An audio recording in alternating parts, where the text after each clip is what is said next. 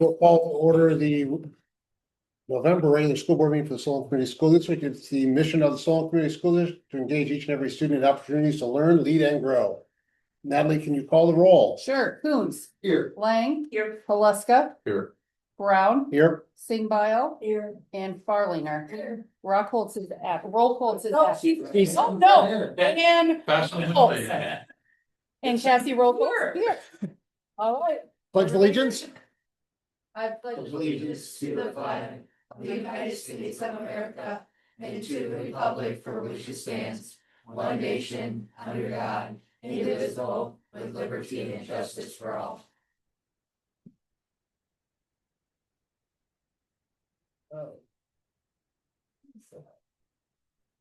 Welcome, everyone. I think we know most everybody that's here.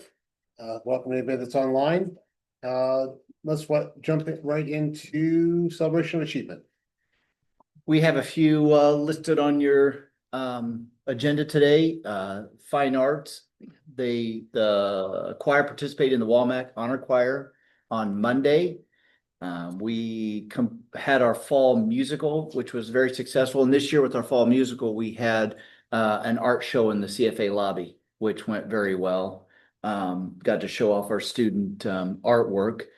The Saturday, we had a sold out crowd on Sunday, which I think it's been last time 2017 was our last sellout. 16, 17, I think is what she said. 17 was our last sellout. So we had a sellout on Saturday. Sunday, I'm sorry. Close to it on the 2 o'clock on Saturday. And so we had a big participation. As far as students involved, we had 7 adults kind of directing. We had 37 actors, student actors, 17 tech crew. We had 13 in the pit. 7 of those were our students. And then we had kids from the middle school and the intermediate school, 28 of those. So we had 89 students participate. I think Parker was in it. Yes, Yeah. it wasn't. Yeah. If you only had a break. Yeah. Athletically, dance team this year. We got a dance team kicked off. It's been a few years since we've had one.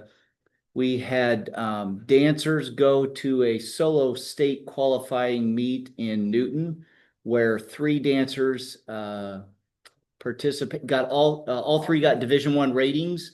2 of them will be going on. They finished in the top 10 and advanced to the state dance competition in December. The entire POM routine will perform at the Iowa State dance team competition in December. And then you'll see them at basketball games this winter. State cross country got 6th, and our football team for the 36th time made the playoffs. So congrats to our kids. Does he fall? Thanks. District reports, focus on learning.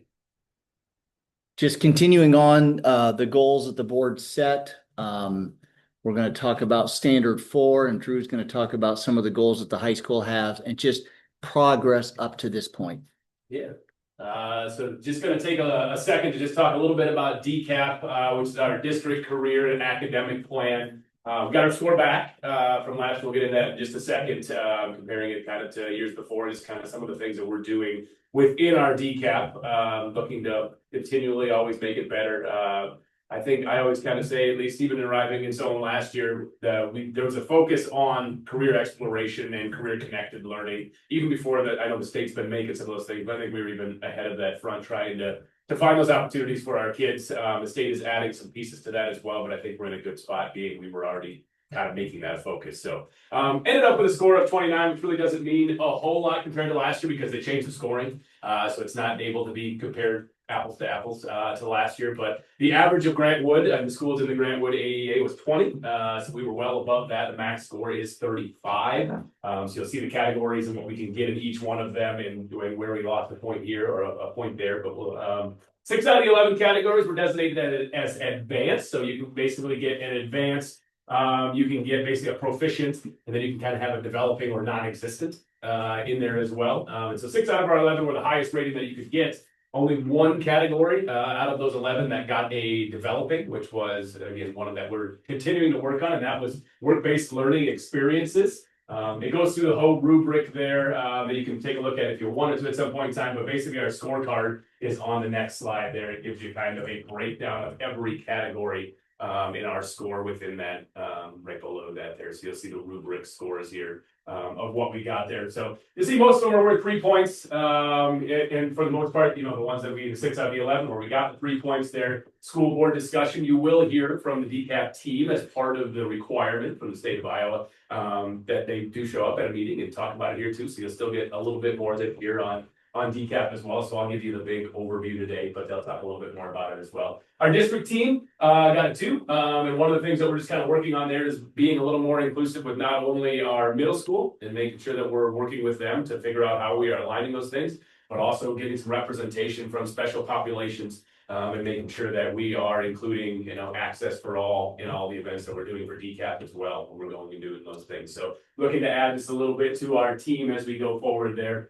Plan summary, kind of the perfect rating there. Our curriculum, plan creation review was all good. There's the work-based learning, which was the one that I'll touch on here in just a second. FAFSA was an improvement from last year. Last year, FAFSA was in the 1. We got a 2 this year as our FAFSA advisement. I joked a little bit about this one because last year we got a 1 on this one, and then we got a certificate in the mail that said we were like a FAFSA excellent school because we had over 70% completed. And I was like, well, maybe we just turn this in for evidence next time. Yeah, we got this certificate. But they're really looking for how are we doing that at an earlier grade level. They want to see it at all grade levels in high school, maybe even into middle school. How are you talking about FAFSA? How do you let kids know about it? How do you let parents know about it and educate them so that they're completing the FAFSA? Self-understanding, our career information, you can see post-secondary exploration, career, all good things, you know, 1 point here and there, some things that we can still continue to do. But overall, again, 9 points above the average in Grant Wood. Last year we were called exemplary. I think if they had that score again, I think they put this one into exemplary as well. So DCAP doing some great work. Our areas of focus, again, as I said, to include a team member from special education and special populations, just make sure that there's a voice there of making sure that the activities that we are planning, the things that we are doing, are beneficial to all and inclusive of all. Our vertical alignment with the middle school, really starting to work there again so we can understand the experiences that they're having through the middle school year so that we can make sure we're not repeating or that we are enhancing when they get to the high school, that we can work off of those and make sure that we've got the kids aren't saying, I'm seeing this for the 4th time. Like all we do is talk about this so that they understand too kind of what their path looks like as they get a little bit older there in middle school as well. We developed this year, there was an advisory committee. So that was local businesses, parents, students, just kind of getting their overall thoughts on our ICAP experience at the high school and the days that we have, what we're providing for the kids, how we can make better connections in the community, what we can do going forward. So just continue to meet with them and understand how we can better work with them to provide for our kids. And then working towards a 4-year career exploration plan. That was one of our goals as an ICAP team at the high school was we have an academic plan. That gives them 4 years. They kind of plan out their courses. We want them to go along with that, their career plan as well. What are they doing in those years to further explore those careers? Is it job shadows? Is it industry tours? Is it internships? All of those things, work-based experiences. What are we doing? And how does that plan kind of look as we get older? What should they be doing so they can map that out a little bit and then kind of hold themselves accountable to what they said they were going to do in those years to explore a career. Update on that goal, so the work-based experiences, as we said, have the 1 kind of rating there. A couple of things of how they determine work-based experience, I guess. You know, essentially what they're doing is a work-based experience could be a number of different things. Being in ag last year, Maddie got a work-based experience, maybe didn't even know it. But an SAE project that they do through ag counts as a work-based experience. So our students, all of our students that went up and did ag last year got one. A number of our students that got their certificates in the academies at Kirkwood are getting these work-based experiences, but we're really looking for how do we continue that in district here instead of going out of the district to have to get those experience. What can we do right here? We've started to have a number of kids work at our schools, either as interns or some of them just doing it for credit for work-based experience. Taking an open block they've got as a junior or a senior and going over and helping out in the middle school or SIS or Lakeview. So that's been mutually beneficial for our schools and for our kids as well. Looking for potential other opportunities right here in the district as far as potentially transportation, IT, things that we've got students that, could, learn some of those things, help out a little bit and get a work-based experience without having to even leave our district. But also then trying to establish a nice network around the area. Jody Line-Clue has really done a nice job of kind of starting to put that into play, our plan of what we want that to look like. How does that involve some classroom time of employability skills, then out on the job, doing some work-based experience, and then ending with the reflection of what that did. So kind of a week in the classroom, out on the job for maybe 6-7 weeks, 1 week back in the classroom at the end of it, kind of wrap it up for a work-based experience. So one of the things we're really trying to do with this, and I've talked with Dr. Lyons a little bit on this, is to make this intentional. A lot of schools just use a work-based experience as go to work and just go get paid and go work at a job that you maybe have no interest in doing when you're out of high school, but I get a credit for it and I'm out of school and I'm getting paid, so it works for me. And there is some value to just going to work and getting some of those skills. But we'd really like it to be not only that, but to be aligned with a potential career. So they're actually getting some focus on something that they might want to do. So they're getting that career exploration at the same time that they're doing a work-based experience. So we wanted to have some purpose as well in there for them so that they can kind of do both those things at the same time. Jody Limepoo is working on this right now, as I said, just our work-based opportunities, what we can do, how that looks. And so she's working very hard, asking great questions, kind of just trying to get the vision of where we're going with this and is doing a nice job of just crafting that as we go as well. And then finally there, just kind of the last piece that plays into this, work-based experiences from the state's perspective. They are adding, as I've mentioned before, they're adding industry recognized credentials as part of our Iowa school performance profile. And how many of our students have an industry recognized credential? They count that as kind of our work-based experience. So just to get things started this year and kind of expand that a little bit, our seniors will be taking the NCRC, which is the National Career Readiness. It's a certificate through ACT Work Keys. They'll take that in February. Essentially, it's a 3-part assessment, and how you do on those assessments gets you the certificate. That's being paid for by the Iowa Workforce Development, so it's not a dollar that's coming out of our district. Nothing but the time of the kids to be able to do that, and the time for us to provide that. So that'll happen on February 11th for our students to take the NCRC. Looking forward at some other ways that we could do this. Junior Achievement has what's called the Essential Work Skills Certificate. Then there's Skills That Pay the Bills, which is the U.S. Department of Labor. Those are things, again, that could be, they've got to be implemented. There's a little bit of different lessons that have to be implemented into a classroom for students to then take those. So looking at where that potentially maybe fits going forward. Also working with Mr. Cooper to see if, some of our welding and some of our courses over there lead to OSHA certifications. They did put in some of that for our Perkins funding this year to pursue some of those things of courses that we've got going right here in the district and can lead to those things. So a lot of effort being put towards this. I think a lot of good things that are coming here. And so I think, again, we're in a good position there and out in front of it to increase that score that we've got on the DCAT there. But overall, very positive on it as well. Remind me, the IRCs, they need to be taken seniors? Anybody, yep, anybody could take an IRC, so you could have it, you could get multiple. So you could collect multiple each year. Our students that go to the academies often end up with 2-3 of them by the time they're out of the academies there. But yeah, they could take those at any point in time, 9th through 12th grade. And you can stack as many as you need to. And are they approved by the state yet? So the state, yep. So the NCRC and some of those other ones they've got a list of what's approved by the state of Iowa. Yep. And so this one falls in there. Those other ones do as well. So they kind of hand you out what's approved. You can do work-based experiences in the classroom as well through like Miss Linecooler, because she does her entrepreneurial curriculum is from the University of Iowa. And when her students finish entrepreneurship, they take an exam, and then there's a certification that goes with that, which is an IRC. So Mrs. Sexton, who is one of our new business teachers, has went through that training as well now, so we'll be able to teach that class and provide that certificate at the end when students complete that as well. Ms. Limepoo has been looking on how we can do more embedded work-based learning in our classes. There's some guidelines from the state of Iowa that says as long as you do a couple of different things where you're working with an industry partner and you're bringing them in, you're working on a project, that can be counted as embedded work-based experience in your classroom. And then every student that's in the class gets credit for that as well. She did that with personal finance last year, worked with a financial advisor to kind of come in and kind of have a problem and that they were working on together. So every student that was in that class was able to do that as well. So working with our other departments to figure out how they can embed work-based learning into their classrooms as well. Other questions from the board? Job shadowing is and starts your sophomore year. Job shadowing starts your sophomore year through the workplace learning connection. Yep, and we're just got done with portal number 2.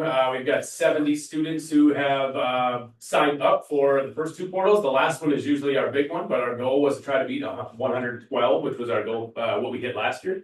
So trying to get above and beyond that, and I think part of it has been a little better communication to parents that those are open and that they're out there, so that they know. They got some messages back on some messages that went out to parents about some of those things. So I think it's just making sure kids are busy, but making sure that they know it's exempted absence from school, so that they know, making sure that our teachers are encouraging that. It's an experience that is going to be beneficial to our kids as well. And then Jody is really working on the back end of that too. She's kind of taken over the job shadow piece as well to make sure there's a reflection piece to that at the end, which was kind of lacking before. When they get done with that, how did it go? What's the next step? Did you like it? Did you not? Are we crossing that off the list? Is it something we want to pursue further? And so that reflection piece was kind of missing before, which is now there to help them guide for the next step too as well. So the 112 number, is that per individual? So if one does 2 or 3, that just counts as one? So no, if they go and do multiple ones, they actually report that out to us as well, like how many students did multiple job shadows. We try to increase that as well. The more that they do, the better off that we believe that they are. So you can do 3 every year. So essentially you could do 9 job shadows. If you did 3 your 10th grade year, 3 your 11th, 3 your 12th. You could really go through 9 job shadows if you wanted to. I don't think we've had anybody get past 3, I think is probably the most that we've had anybody do. But the opportunity is there to do 3 different portals and 3 different applications every year. Where do the internships fit in? I know. We haven't had a ton of students do an internship. It's a little bit harder to fit into their school day. We have them in the summer is where our largest number is, where they do summer internships because they don't have the school obligation that's trying to line up with what they're doing. They've also allowed us kind of within the school to do kind of an alternative to some of the apprentice stuff and some of the intern stuff. So we're working on developing some of those things. So the number of interns that we have during the school year is rather low, just because of trying to fit that time into their school day has been a little tough. So, but in the summer, I think we're right on about par, I think, with where we were last year on internships. And that's just kind of been one of the focuses of Jody and I too, is to try to figure out how we give an alternative to that. And maybe take down some of those barriers with the internship and be able to provide something here for them that is equally as beneficial. What is considered, as we look at the workplace, work-based learning, what is considered proficient? So it's great to say we're at 1, we want to get to a 2, Yeah. but what does it take to get from a 1 to a 2? The state side, from the DCAP perspective, it's just numbers. It's sure kids participating. So it's how many IRCs, the IRCs feed into that. So how many kids are getting an IRC, how many kids are going and doing what we call a work-based experience. So again, if we wanted to just have the numbers, we could just simply say, go to work, take your open block, go to work, and we'll count that as a work-based experience. The state does have some guidelines that, if we're following them correctly, again, should be more career connected, should be something that you are pursuing that is kind of a thought out plan instead of just, we had 75 kids go take their open block and go to work. That's not necessarily a work-based experience. You could probably script the system and do that, but we're not planning on that. So to make it more focused. So it's a sheer numbers game though at that point in time, is showing that you've had so many students participate in a work-based experience.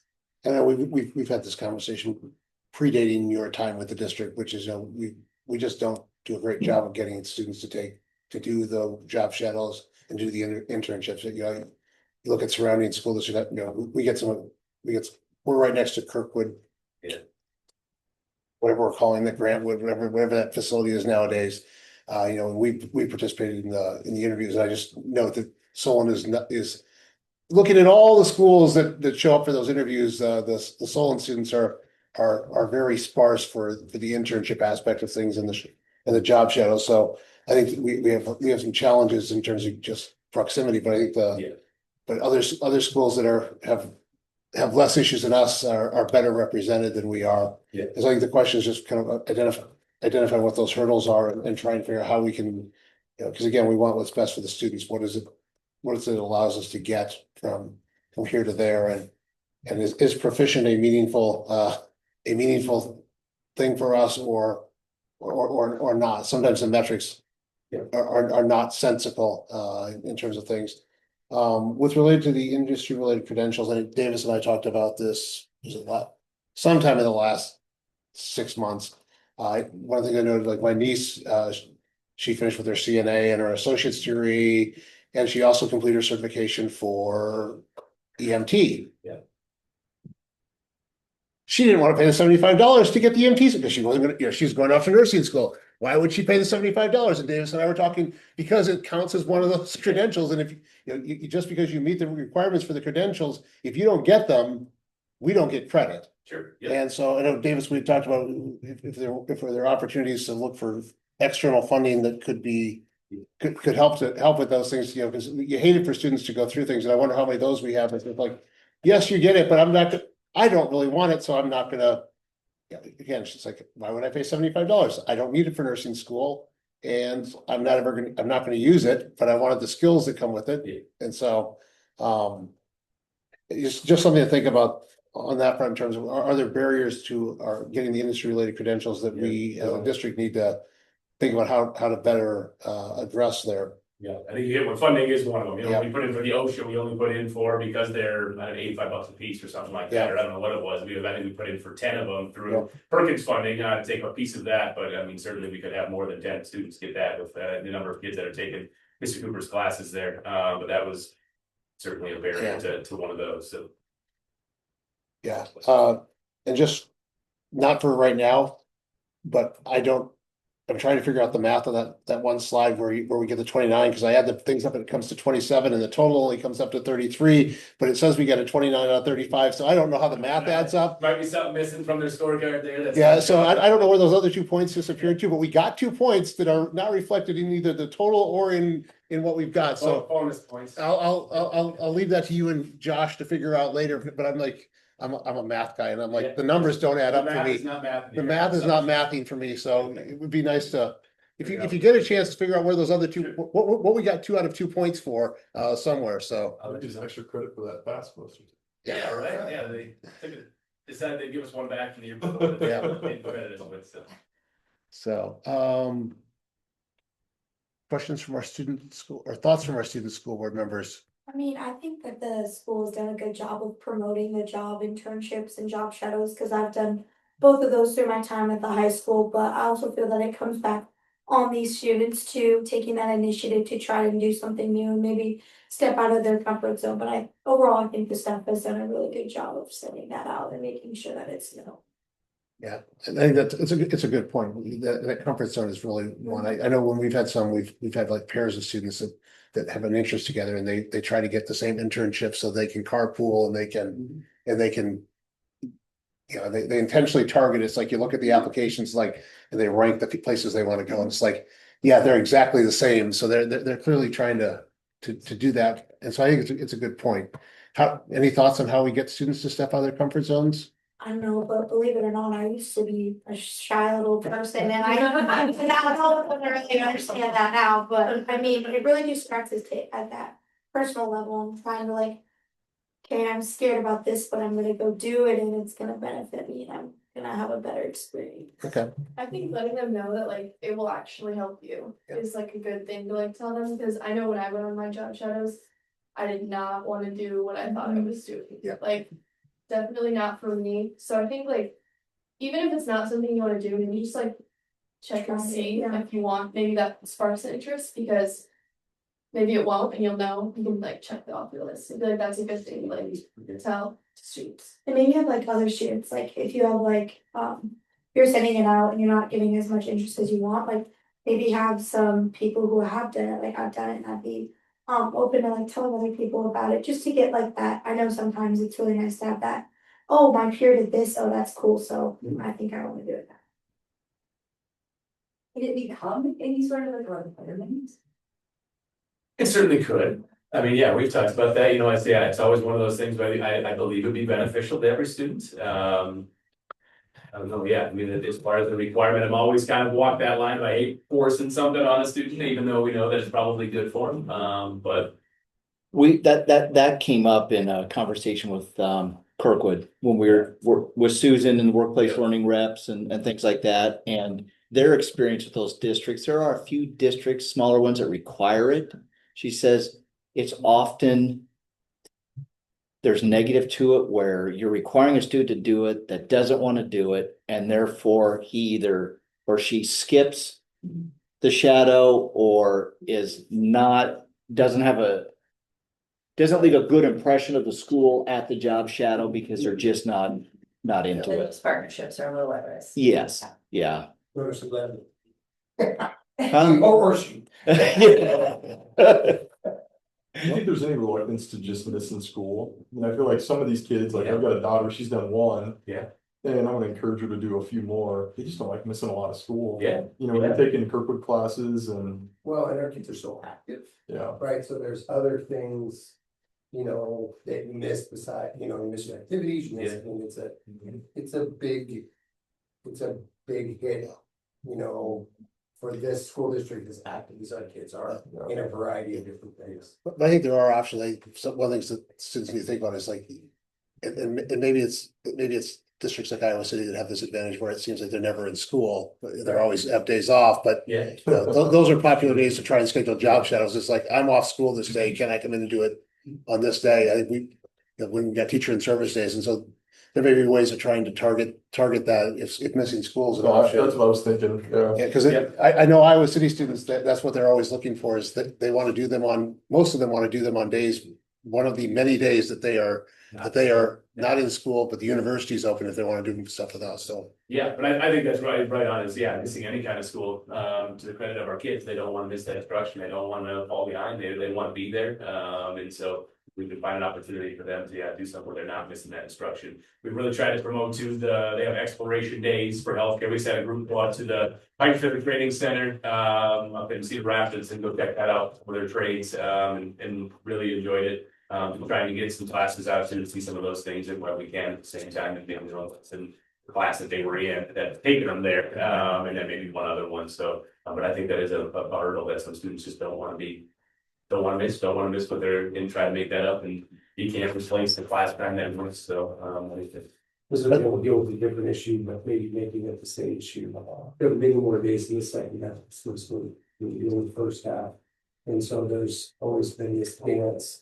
What do you do, you know, we have, I mean, I was on the health really forever. We have accepted a lot, but, you know, are there days you can build in that second semester where we could have opportunities for kids, or, I don't want to say require, but, you know, we have these opportunities so we can go hit these sort of career days or those sort of things. Because we have those 10 days, what is it? This year for the first time, we evened it out. Yeah. We went 2 weeks after Christmas, so it's like a 90-91 split this year, so it's on. Sure. Most, it was gonna be an 18-day split. I Right, mean, it was yeah. gonna be extreme this year, You so. know, those are the opportunities, I think, in those middle times. So you're coming back and taking finals after? Most are kind of planning to probably take the final before Christmas, they come back with a project. And to come back and wrap up instead of trying to come back and get them ready for a final. So a lot of them have elected to take the final before we leave. And then would come back with a project to wrap up the class that they can kind of work on instead of trying to come back and review, so.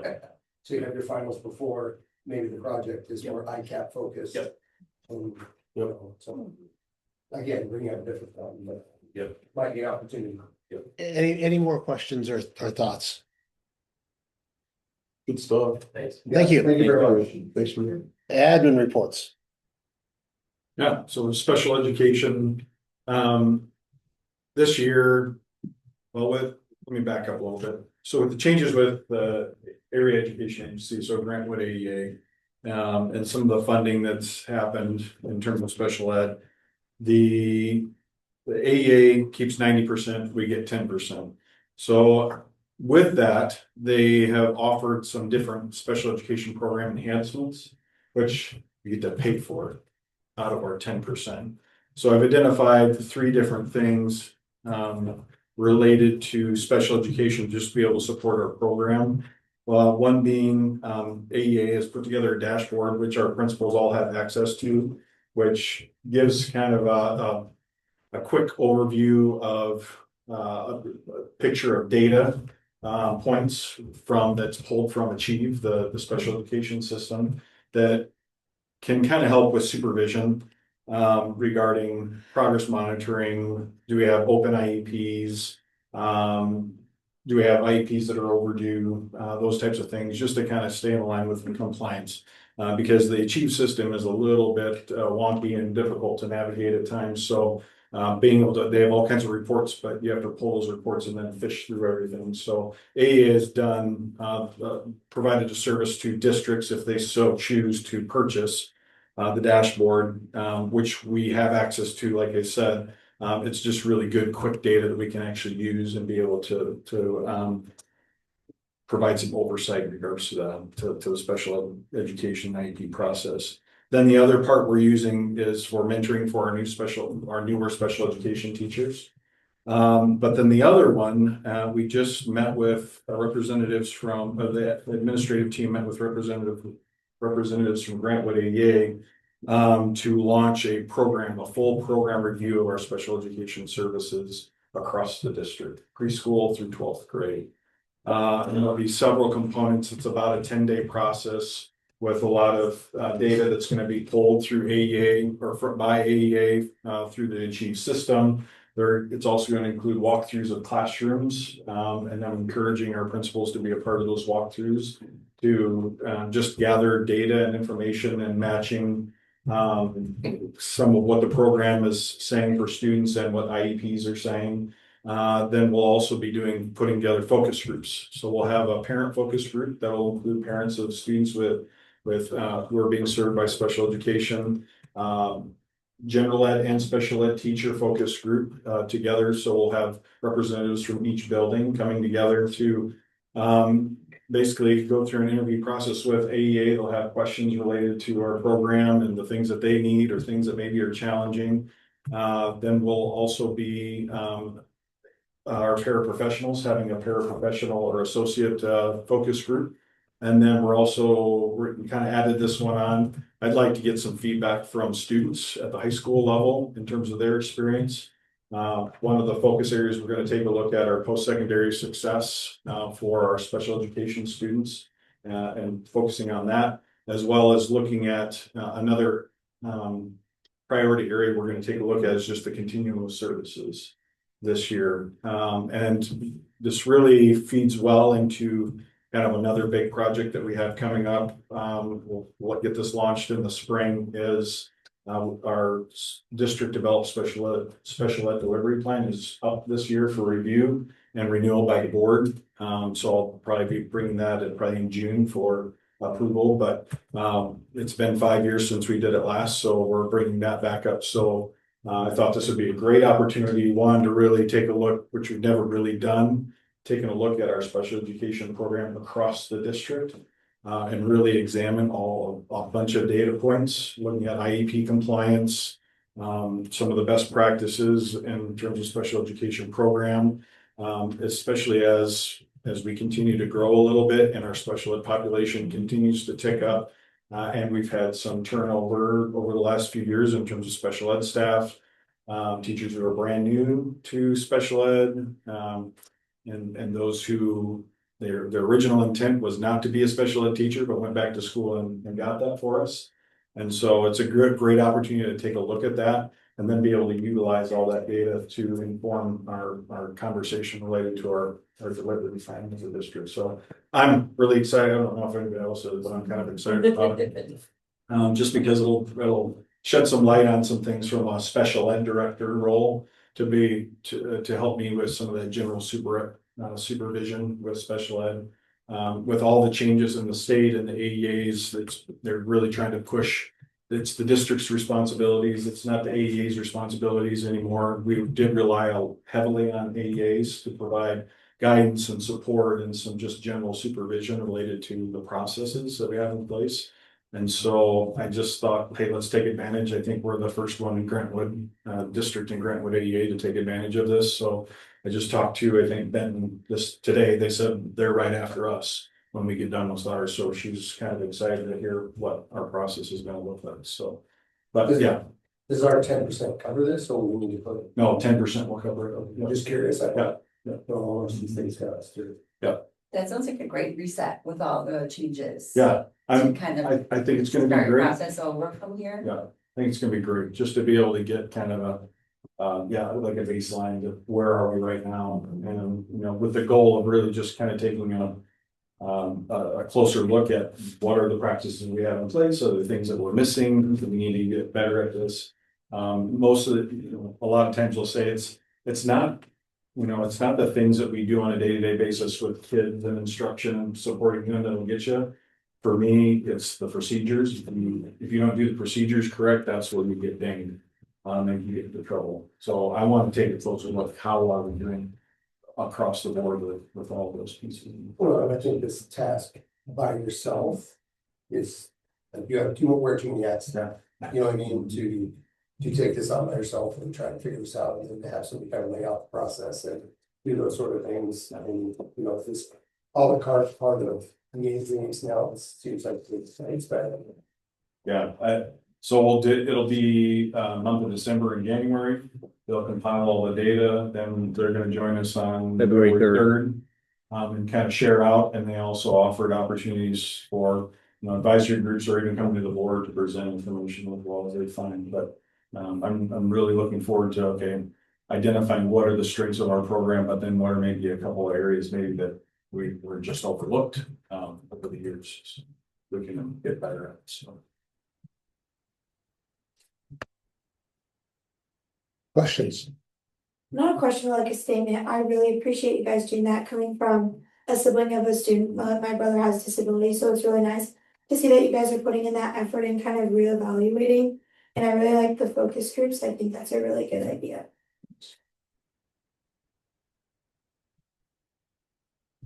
Other thoughts?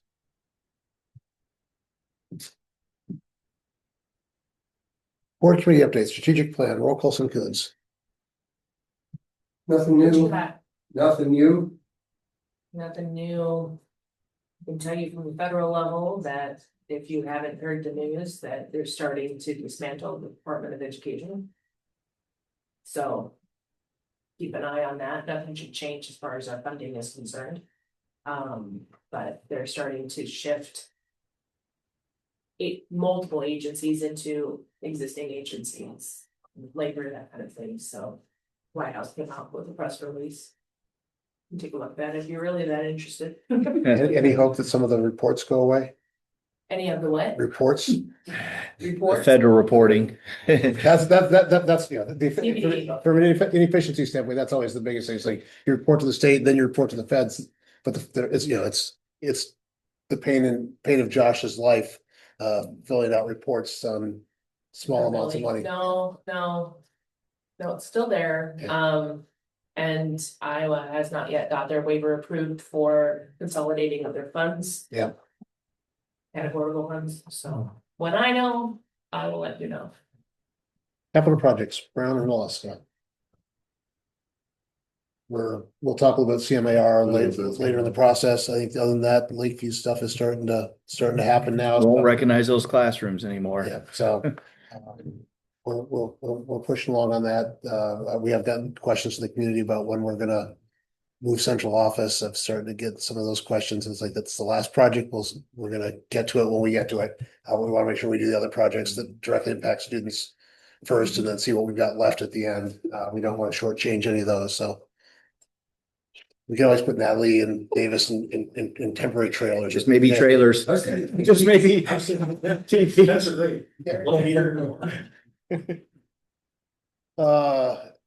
Financial services, roll call, some line. We need action items. Nothing to talk about. Yeah, it's for Yep. stuff and the state funds. Okay. Governance, Coons and Halaska. There are a few things to talk about. Yep. Action hours, fairly major. Consent agenda. Anything need to be pulled out? If not. I'll entertain a motion. Make motion to approve the I'll just say real quickly under consent, we've got some students that applied for early graduation. And three, there's a form they had to fill out, get signatures from the counselor, from the principal, and then to me, and the signatures from the counselor and the principal double check that everything has met requirement for graduation. And they applied, but it does not mean that they're going to take it. They're highly considering it. And so they said, we told them they have to do it now. Some of them are just kind of on the fence yet. Do I want to remain eligible spring semester to participate in an activity? Or do I truly want to graduate? Another one, 100% for sure. They've got a job lined up. They're going, they're excited, they're this and that. So just know that you're going to approve 3. We're recommending, we're saying that they've met all requirements, but they still may come back. Just briefly. With the extension of our semester. I don't, potentially they're still finishing while enrolled in a different institution. That's gonna be an issue or not an issue? Kind of, but we're doing a workaround. Yep, we would have to essentially, we would have to, complete their courses, and have a diploma date, with an official transcript that shows that they are done by the time they would enroll. We have, in this case, for one of our students, we have a 1-day overlap. We end on the 16th, they enroll on the 15th, at college. And so as long as we've got the classes completed, before they take off, we can give the college, an official transcript that they're done. Good question. They're good. Thank you. Motion by Alaska, Second. second by Coons. All those in favor signify by saying aye. Aye. Opposed, motion carries unanimously. Action items, we got a bunch of them tonight. Bus bids. Davis, you wanna take us into this one? I do. So, 3 major. I do. Yes, Uh, I saw in the notes that you did, so. 3 big.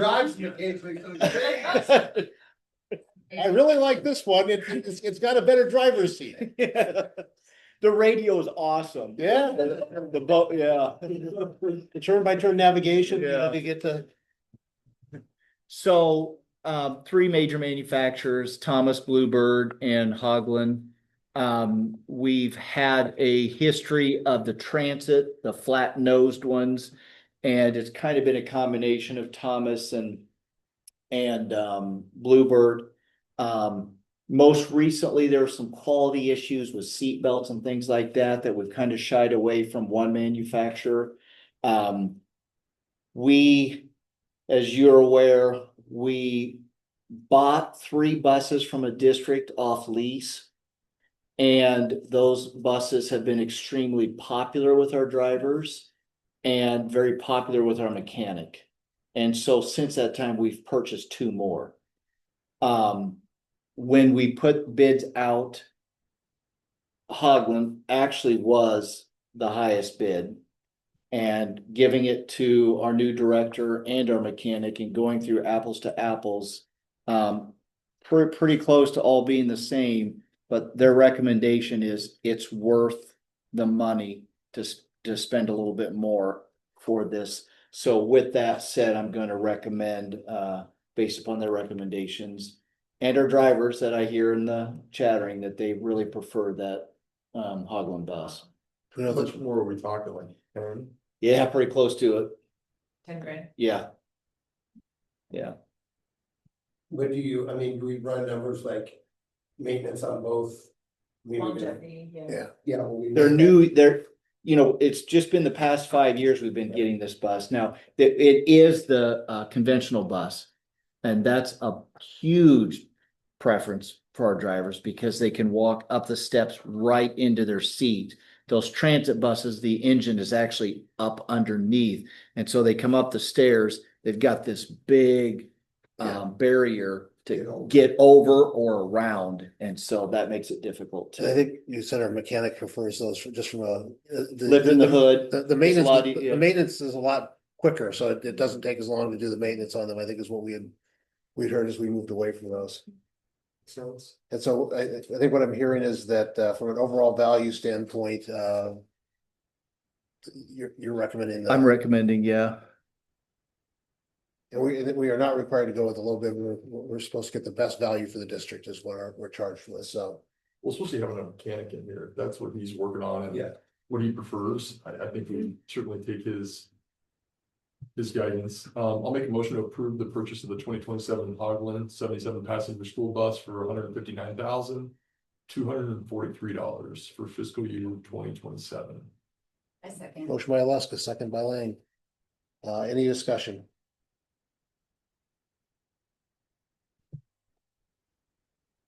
All those in favor signify by saying aye. Aye. Opposed? Motion carries unanimously. Education support personnel salary supplement, Cassie or Megan? Sure, this is year number 2 that, the House File 2612, shows that they, state is giving each district money to be used for, associate level compensation, support personnel compensation. But they're just that, sorry. Oh, sorry. Oh, To be used as our district feels is appropriate. Last year we did a one-time sum. In the end of this. At the end of the school year. Calendar, yeah, so May. And we put stipulations on it that you need to be employed by X date. This year, knowing this, with a little more lead time, we decided to, split it into 2 payments. So those currently employed, I believe we said 10/27/25 as holding an offer or being employed. Would be eligible for a December pay date. And then spring semester, it would be March 27 of 26. Employed by the district would receive a secondary payment in May. Works differently if you're a full-time versus a part-time employee. But the state's intent is to give the associate level role of all districts up to about $15. We are there, and so we get to use it as like Santa Claus to our employees and thanking them for their hard work. And we kind of thought a December bonus plus a May bonus might be helpful holiday wise. As well as a big thank you to get one at the end of the year for sticking with us too. So that's our goal to do with the funds this year. And that was not expected, right? This was kind of we thought it was a one-time deal last year. We found it out late summer, maybe. They claim it's always one time a year, so we'll keep using it as long as it's available, but it is not guaranteed every year. So this was the same concept, I think it was informational last meeting, we brought it up, so it hasn't changed, we haven't tweaked our recommendation. Right. What we recommend to move forward with, so today I believe we have to vote. is there a motion? I'd like to make a motion to approve the educational support personnel salary supplement as presented. Motion by roll calls, Second. second by Haluska. Discussion. I'm assuming this does not take a roll call vote? No, it No, doesn't. okay. If there's no discussion, I think it's nice, I like this way, it's a little bit more convenient, I think, for our staff to spread it out, I think they will value it, and it provides a little bit more flexibility for us, so I think you guys did a great job sorting through this process, and I appreciate the time you guys spent, considering it. Pat too, as well, she's put a lot of hard work into this to analyze the data and work with us on the recommendations. If there's no other discussion, all those in favor signify by saying aye. Aye, opposed? Motion carries unanimously.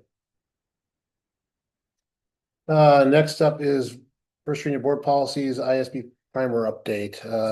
Adam and Dan, whose computers died. Yeah. I got it on my phone.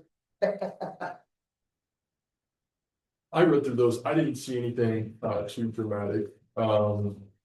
Anything you wanted to point out? No, I was, it's new because now like even the Zins and stuff, as far as substance abuse. Well, I mean, you know what I mean, it's different. I didn't know if that was gonna end up on there because it's nicotine, not tobacco. And so, obviously something our district has to be aware of. Meaning both students and.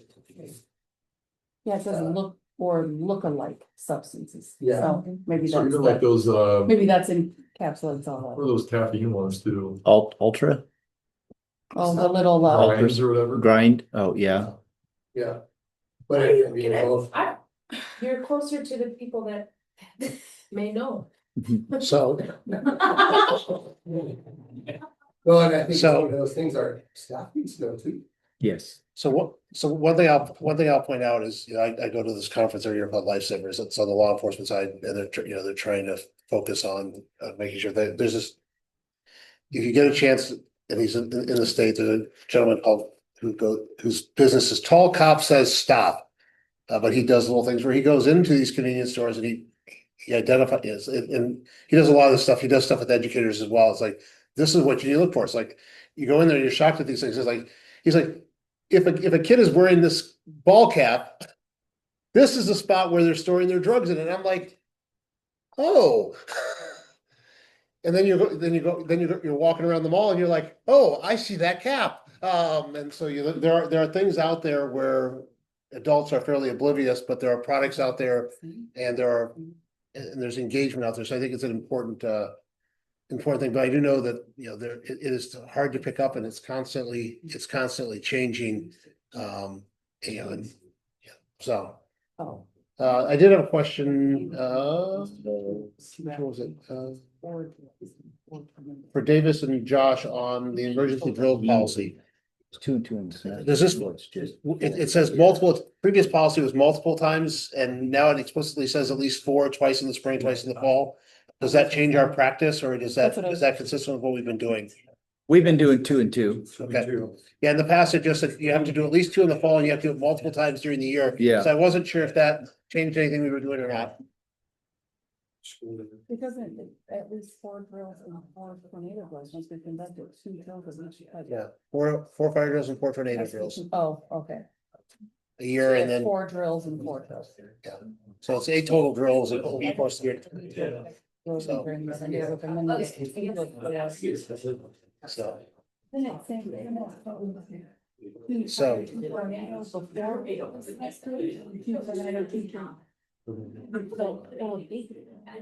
I'll trust you guys to look into it and report back. It seemed like it was a lot more drills than I remember doing when you do 4 and 4. We also, Oh, 2 drills of each type, which Yeah. we, in first semester, 2 drills of each type. So basically, once a quarter is what they're looking for. Sir, I was thinking This is updates from state law. State law update, yeah. So the way I do that is 2 before and 2 after. Now they're just saying 4 whenever. 4. No, there's. it still says. You have So to, you need 4 drills, 4 drills. 2 tornadoes, 2 fire, 2 tornadoes, 2 Oh, fire. yeah, they're saying. So 1 drill of each kind every quarter. in the past, it just said you had to do at least 2 drills before in the fall, and you do Now it's 4 of each. 4 of each per year. So basically 1 a quarter. I'm sure Lakeview will enjoy doing 8 drills a year. They got it. They got it. We got that. You got it? We do it. Okay, We won't change that. Yeah. we trust you. Get a tornado drill. They love it. every building has its own challenge. If you can try to do fire drills on days when it's raining and snowing, that's the They best. don't mind fire. Fine, trying to get them to do a tornado drill, they go cover their head in the hallways and then. I, Fire Just gotta drill. make sure you're on the right. Why is the parking channel. lot? they're too young to remember the nuclear war drills. The nuclear war drills where you had to get underneath your desk. Yep. All right, get it back. Okay. Back at it. Okay, back to order. We've devolved. I'll So entertain a motion. I'll make a motion to approve the first reading of board policies from IASB primer update. Motion by Alaska, second by Coons. Any further discussion? Hearing none. All those in favor signify by saying aye. Aye. Opposed, motion carries unanimously. Construction manager at risk, Adam. You can't talk because your thing is down. Well, no, I've got it. So we had 3, so with the process, we really had 3 bids that we had: Larson, Myron, and Watts Group. And if you look at I'll the, pause for just a second because Megan wants to say something before we start. And clear it up that I will not participate in discussions and haven't been a part of the process. And I won't vote either because of a conflict of interest that I have. Sorry, Adam, I've told her I'd give her an opportunity before we went into it, and I forgot. okay. Yeah, so we went through a process. We started with, how many bids did we originally have come in? 10 or 11? Yeah, I think we had 10. Yeah. Requests for qualifications that were Yeah. submitted. So then we each had a booklet, we scored it out, between myself, Tim, Davis, and Brian. Brian.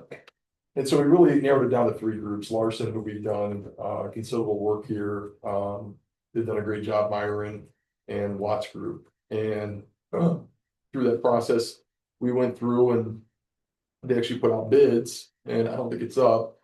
But in looking at that, there's kind of a clear winner when you look at just overall kind of cost, and that is with the Watts Group. And so Davis or Tim, I don't know if you want to kind of inject more, but 3 really good companies.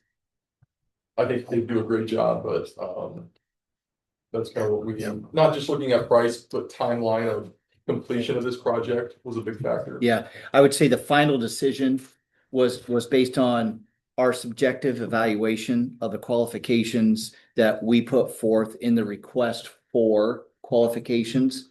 And ultimately, our selection of Watts Group was deemed to be the best value for the district based upon our published criteria. So just to have some PTSD from previous projects. Yes, yes.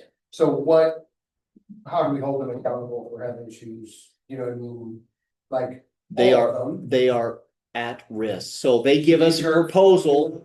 This is all at risk. They give us a proposal. They tell us, we're gonna build it for this cost. Right, If it goes over, it's on them. sure. And then how do we measure quality? Right, I mean, I'm just gonna be very honest with you. Well, that will be part of, OPN will be part of this too. Okay. As an architect, There's been working, some yeah. people in the community that have questioned Watts's quality in the past. Okay, So, just, I mean, people have come and spoken to me, so that's just speaking, well, I guess now's the time to speak. Yep. And so I just wanna make sure that we're protected as a district. And we have somebody whose eyes are on this. And they've done some joint stuff with OPM too, Yeah. on different projects. And that was years ago, people were telling me, so I'm not, but you know, I don't wanna put my head in the sand either. And so, I just wanna make sure that the district's getting, that we have our eyes open during this project, and we're not just trusting that. And I think it's an excellent point. I think as David said, one of the aspects of going in on the CMAR is we publish what we're gonna look at, and we kind of evaluate based on what that is. And so similar to some other things where if we deviate from what we said, we've got to have a bigger explanation for why we're deviating from it. And I do think, we do need to stay on top of it. It's like those punch lists are gonna be important, because Larson is CMAR at Lakeview. at Lakeview. And so there is this whole process of going through it and staying on top of it. I think we are relying on OPM, but we also have to rely on Brian and Davis, who will be in the building regularly. And then Adam and I will have to. Yeah. Be And I ready just to realized this was an at-risk thing also. Yeah. So that makes more sense. Yeah. It makes me feel like. Never gonna do the other one Yeah. ever again in my entire life. Yeah, that's why I was checking. So you fire one construction manager, you never want to do it again. So I think this process is better. So. And so I think, as Adam said, our recommendation from the capital projects group is to go with the Watts Group based on the published criteria, and that's where we're at. Adam, I don't know if you want to make a motion. I'll make a motion to approve the construction manager at risk for the indoor facility with the Watts Group. Motion by Alaska, Second. second by roll calls. Further discussion. Yeah, I think that Dan's point, staying on time and budget and time, budget and quality are gonna be our focus, and I think, I think we're confident we can get there. We just have to keep on top of it, so. If there's no other discussion, all those in favor signify by saying aye. Aye. Opposed? Abstentions? Aye. Motion carries 4-0-1. With the abstention being Lang. Okay, next up on the agenda is the resolution to commit save funds towards current capital projects. Cassie and Megan. So we have rated A funds, those are in the management fund for safe funds, and based off of conversations that we've had. Lopian and the Lakeview staff and such.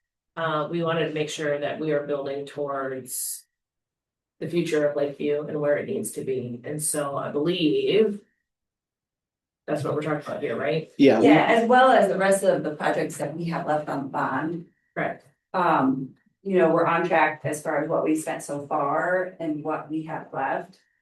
But our ability to commit a certain portion of funds from save could protect us in case there's any reason that we couldn't complete the bond as written. And if we don't use them, which is the intent, we can release those funds back. So it's kind of a buffer. Yeah. It allows us So- to have Earmark these protection funds. in case that we need, again, to deliver those bond items as promised. So, But again, are not required to spend them Yeah. and would more than likely prefer to put them back. so the last general obligation, was middle school. And In CFA. CFA, and Dan will remember, we haven't been on there, you know, we had to, for that one, we were required to, because we didn't have enough in contingency funds with the bids that came in, we had to set aside, what was it, $1 million of money. And we didn't, I don't think we went into hardly any of it, but again, it basically means Pat's sequestering the money, and so if we decide we wanted to spend it, Pat's gonna be like, sorry, you can't spend this yet, it's sitting there, so if we. So I think it's prudent to make sure we've got capability there to make sure the projects come in. You know, particularly since we're still early in the process. Yeah, Megan made a really good point. It's the obligation to complete these projects from the general obligation bond to the standard that we want. Yeah. And this just sets aside a contingency that if anything unexpected goes, we've got that to complete it to that standard that we want.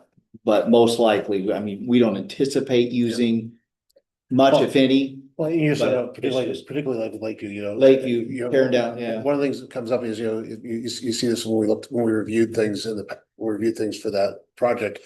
You know, and we had this, Adam and I were going through, it's like, okay, you look at these things and most often the change orders came from, you're going through and the owner decided that some other opportunity opened up and it's like, okay, we hadn't thought about this in advance, we want to change this, and that's where the added money comes in. And you don't know until you start opening it up. It's like there may be something where it's like, okay, this really needs to get fixed if we want it to be where we want to be at, and it's not in the original budget. So I think it's prudent.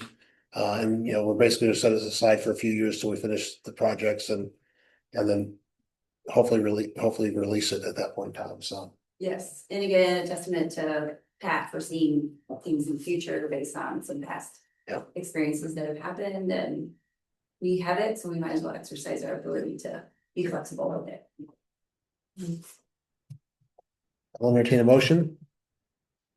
Motion to commit $2 million of save 1 cent sales tax available restricted funds towards the current building projects. Additionally, the funds are committed until the building projects are completed and formal board action needed to release any balance of the funds committed. Yeah, so there's board action to take them and board action to. Yeah, so, and we're tying our hands that basically we are locking this money in until the 3 remaining projects are done. Are you saying this as one of the projects?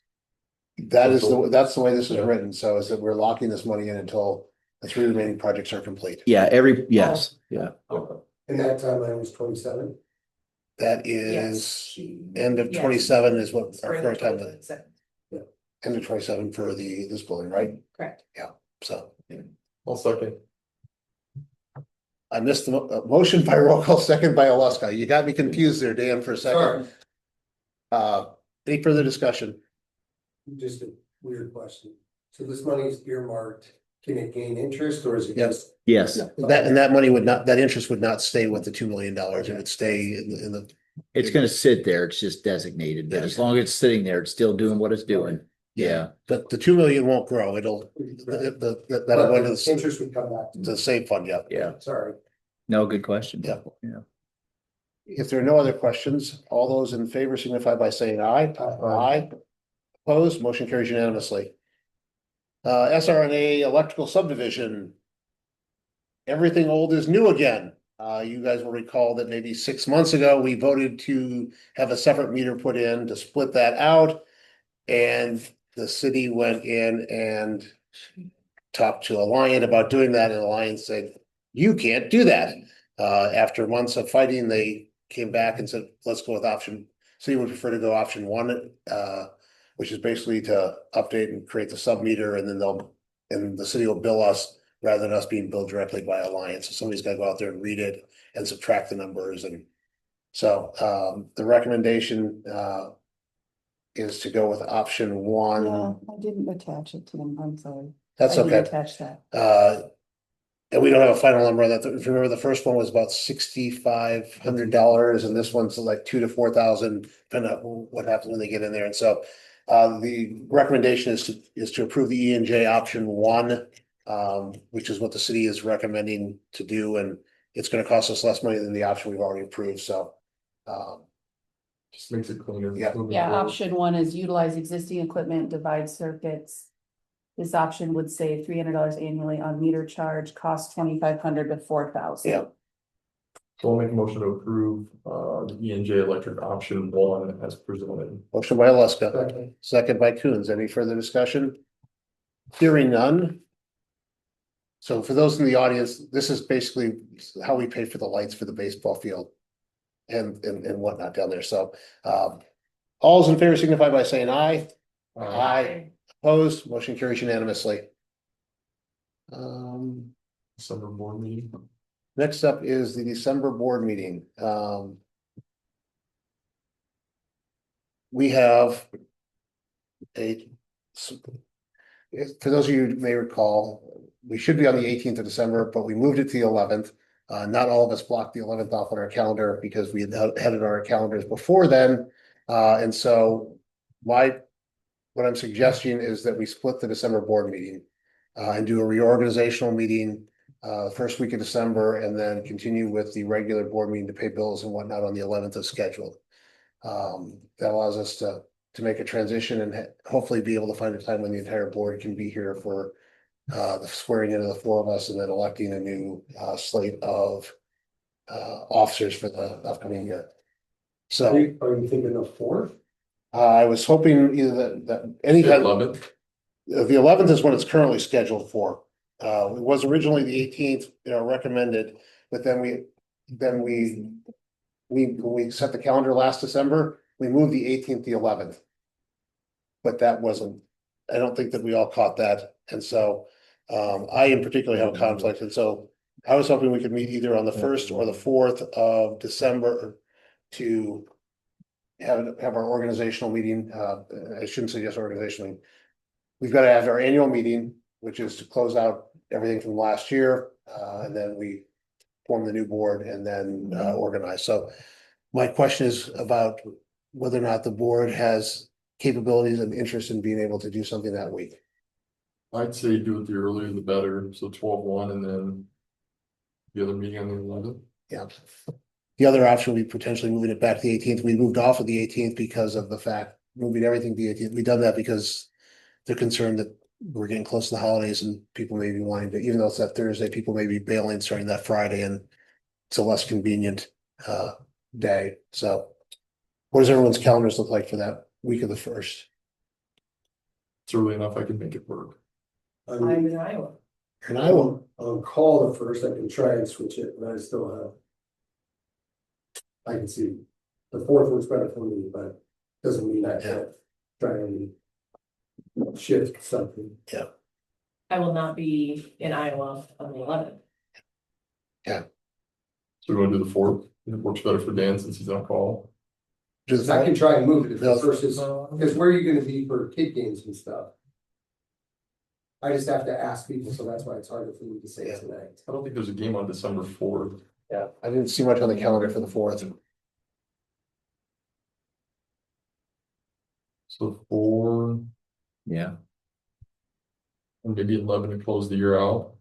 Yeah, I guess do we keep the The fourth, we would, the fourth, you close the year up, right? 4th, we would close the year out and we would start the new board year You're On the on 11th. the 4th, and then the 11th would just be coming in and paying bills and any The regular board meeting. and regular action items. So it'd just be It'll be the normal stuff that you do, if you go through the consent agenda, paying the bills and stuff, so.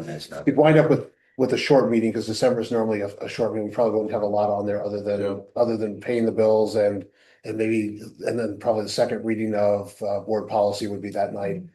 So the things that are still hanging out there, I could call in if necessary. Yeah. I cannot call in that night, so. Yeah, that works for me. Is So that- we will have two gone on the 11th. Yep. So everybody else is gonna be good on the 11th? 11, Okay. yeah. So I'll make a motion to, Move the annual meeting, the organizational meeting, annual meeting and organizational meeting to 12/4. And then our regular scheduled monthly board meeting for 12/11 at 5:30 P.M. and 5:30 works on the 4th, or do we want to set a different time since we're setting? 5:30, I'll be student here, so. Does that work for our people, our student people? I'll second that. For Maggie and motion by Leska, second by Lang, for Maggie and Jaya, what this means is that your term ends a week earlier. And your term officially, where you have to sit at the table, begins a week earlier, so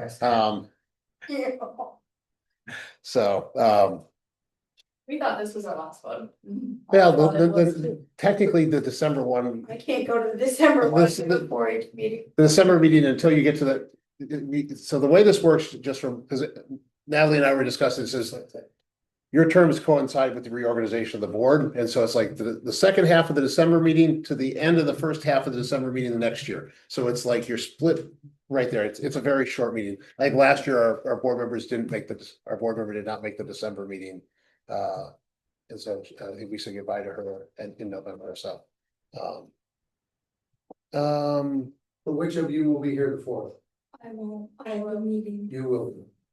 So this is the last time we'll see this. No, we will see her at basketball games, right? Oh, yeah, for sure. And around. Yeah, we'll see her around. Yeah, but thank you very much. We'd like to move into, once we approve this, we can segue into the new board members and Yeah, that's right. need to vote. Yes, all those in favor signify by saying aye. Aye.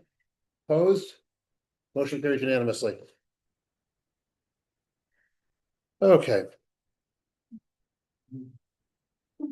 I can't talk and sign at the same time. Your face getting all red there. It's not. Arthur, you want me to say about here? Yeah, Yes, sure, good. couldn't you do his character? Couldn't you update it with his character from the musical? We have them introduce themselves. Yeah, why don't we do that real quick? I'm Parker Beck, obviously I'm a junior right now, and I'm excited to be part of it. Is there anything else? No. That works. I'll say more nice things after you guys finish talking. I'm Piper Johnson, I'm a junior as well. I'm also excited to be a part of it. So we had 4 applicants this year with the 2 spots on the board as student representatives. They all did an excellent job. And we got to spend a fair amount of time chatting and working through it, which is a nice problem to have. I want to thank everybody, all 4 candidates for applying. But ultimately, we were in consensus that these 2 would bring the right skill set and voice to. And very involved. Yeah. I think these two really. We covered a lot of areas of activities and a lot of different connections, so. With that, since only one of you is gonna be here next month, I'm gonna stand up and I'll walk over there, so. We get fun and exciting things for you. Honestly, we have a nice certificate for you, and more importantly, you can come to Solon events for the rest of your life. For free. The gold card. Yeah, it's all. We'll see you next month, but you also get to. Don't leave home without it. Yep. Don't lose it because it won't get replaced. But thank you guys for your service. We really appreciate it. We really appreciate everything you guys have brought to the table. I do apologize that you had to be here through the phone Yeah. change policy. That's probably the most contentious thing that has impacted the students that we've had, you know, but you guys brought valuable insight to that, and I think ultimately we wound up with a better policy that I think is gonna be more workable at the school based on your input. You've set a high bar for those that are gonna follow you, and so we look forward to having you guys graduate here in the spring. Looking forward to all the things you're gonna accomplish. Are either of you going to the ISB meeting this week? Yeah. Thursday.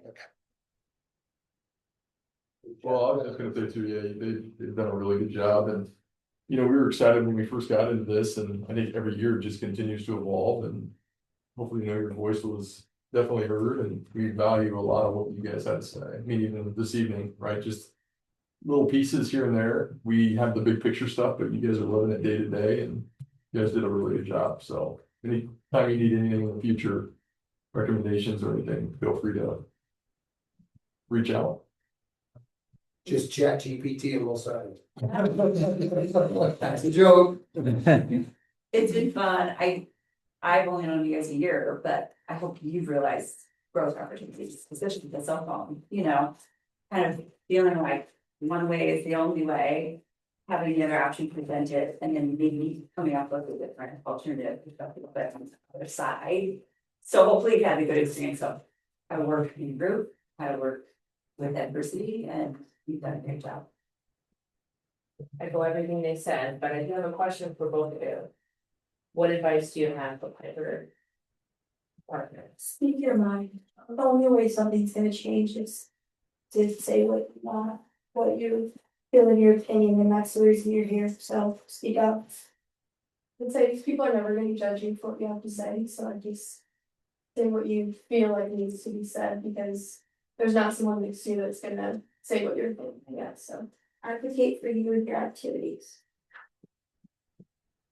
And it's always fun to be able to put the principal on the hot spot, right? You guys have been on the other side, and it's like, you know, when the principal's up there and they're talking, it's your opportunity to ask them a question. And I think our students tend to enjoy putting the principal on the hot spot when that opportunity comes up. So make use of it. I still wanted Maddie to go up there on an assembly and tell everybody about the cell phone.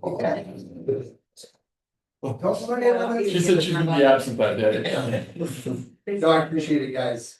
You've been awesome. Each year, like we said, has grown, and it's been fun to watch. Actually, you guys find your voices. Kind of at the beginning, this seems like a big intimidating group, but we really do rely on all of your opinions because, like Adam said, we're not there. And so what we perceive may not be what's actually happening. And I think once we added students to the board, and we started getting different perspectives, it's helped us be better board members. So, you know, some of us have kids in the district, which is helpful, but some of us are, you know, aren't in different activities and those things that you guys will bring and did bring. So best of wishes to you in the future. And again, Adam's not just blowing smoke. You guys have recommendations for whatever from us. So. Awesome. Board learning is IASB this week, so I think everyone on the board is heading down to Des Moines over the next couple days. And so we'll see everybody tomorrow night in Des Moines, except for 4 people. Some will be joining on Thursday, and others who will be not joining us because their term is winding down. Talking points, Jaya? Not really anything specific from this meeting, but I just am so grateful for this opportunity. I feel like I've grown a lot as a student and a leader. Being able to have my voice heard means a lot for you guys, and I'm just so grateful that I got to experience this here. And I'm sorry we couldn't have had as exciting meetings as the city council has. Your dad said, you said our meetings were not as exciting as theirs sounded, so we like ours to be a little bit more peaceful, so That was it. I just want to say I'm really thankful. It was really nice to be able to voice my opinion for some of the things that I felt that weren't really being advocated for, and then now that's kind of changing, and being on the inside part of that and behind the scenes, I really appreciate it. Cassie? Talking points, I really appreciate Drew digging really into what's happening at the data level and his good leadership over the very connected learning. Adam? Yeah, Josh's update was great, just kind of a reset. With special education, and it'll be interesting what they kind of dig up, so, and you see the impact like Maddie brought up, just kind of. Having kids in the district, we always say each and every student, and that really, stands with this board, so. Megan? Yeah, I like the use of resources that we have within our own district, within our community, that Drew is putting insight into and Jody, with their program. To not necessarily farm everything out to Kirkwood or other, groups, but really use the resources at our fingertips and make those connections. Dan? Yeah, I like the fact that, when we're gonna do the special ed, they have focus groups, because I think a lot of times parents with kids with IEPs, be one of them. There's some missing, like the teachers don't always get together, and there's just some areas where we can do some improvement and just having parents' voices also heard in that process, I think would be really good. Yeah, I wanna thank everyone. It's been a great year, I think, overall, as we're winding this down. I think we've accomplished a lot. The board has stayed focused on the tasks at hand. The committees have done good work in terms of moving things forward from a policy and a governance standpoint, from a finance standpoint, from a capital project standpoint. There's a lot going on. And so there's a lot going on both at the board table and at the in the buildings, and Dan and I talked a little bit, I think strategic plan, I think we're due for our next look at that coming up, and so there's gonna be some work on the strategic plan side of things.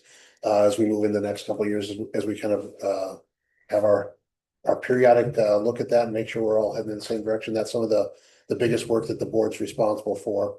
And so I wanna thank everyone for their contribution. We'll expect a lot of our new student board representatives as we delve into those things.